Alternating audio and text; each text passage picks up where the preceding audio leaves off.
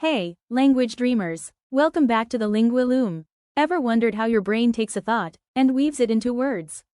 Our story begins with the mind of one man who dared to ask why, Noam Chomsky.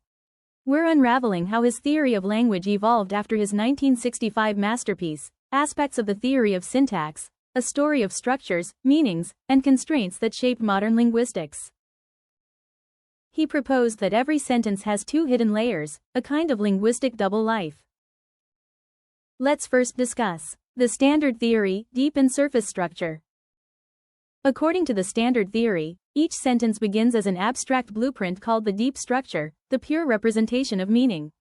Through a series of transformations, this blueprint becomes the surface structure, what we actually say or write. Take this example. The boy ate the apple. And the apple was eaten by the boy.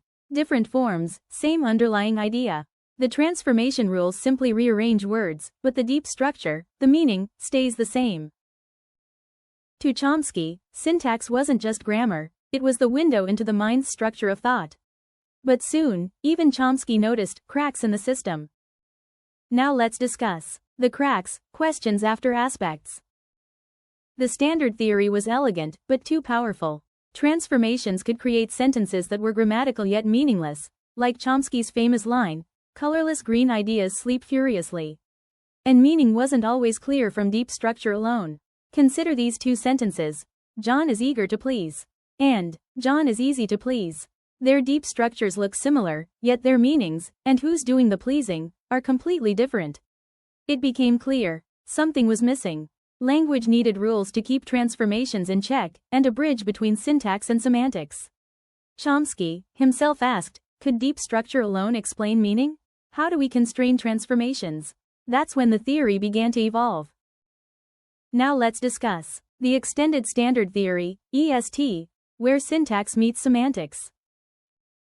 Between 1969 and 1973, Chomsky refined his ideas, not by discarding aspects, but by extending it into what became known as the extended standard theory, or EST.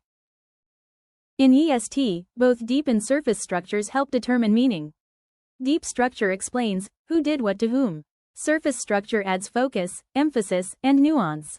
A new element joined the model, the semantic component, linking syntax directly to meaning. Transformations were no longer wild, they had constraints, logical boundaries that kept grammar both flexible and controlled. Think of EST as grammar's traffic law era, still creative, but now guided by rules that ensure safety and clarity. Now let's discuss the inside EST, how it worked.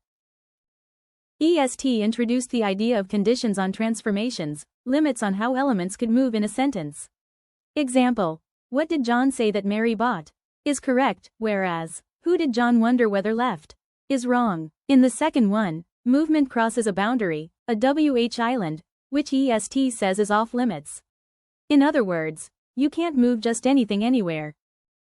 EST also emphasized fewer, more general rules, universal principles rather than lists of exceptions. Language was starting to look like a system of principled design, not just a rulebook. Now let's discuss the revised extended standard theory, REST, the rules behind the rules. By the mid-1970s, Chomsky pushed even further. Welcome to the revised extended standard theory, or REST, a model built not from one book, but from a series of groundbreaking papers. REST did three big things. First, modularity. Grammar became a system of interacting components, syntax, semantics, phonology, each with its own rules, but working together through shared interfaces. Second, conditions on rules and representations. Now, not only transformations, but the structures themselves had to obey universal constraints. Third, the seeds of X-bar theory. Linguists noticed a pattern, that all phrases share the same internal skeleton, a head, its complement, and sometimes a specifier. This simple insight would grow into X-bar theory, the foundation for Chomsky's next great leap, Government and Binding, 1981. Now let's discuss bridging to GB, from rules to principles. By the end of the 1970s, Chomsky realized something profound. Instead of hundreds of separate rules, language could be explained through a small set of universal principles, shared by all humans, and parameters that vary across languages. REST prepared the ground for this shift. It marked the moment grammar became modular, logical, and universal, paving the way for government and binding and, eventually, the minimalist program. Now let's discuss why it all matters. The journey from aspects to rest wasn't just about grammar, it was about understanding the human mind. Aspects, 1965, revealed structure and transformations. EST, early 1970s, linked syntax and meaning through constraints. REST, mid-1970s, unified rules under universal conditions. Together, they transformed linguistics, shifting from how we form sentences to why the human brain is built for language at all. And so, from the deep to the surface, from rules to principles, Chomsky's ideas continue to echo, reminding us that language isn't just a tool. It's the architecture of thought itself.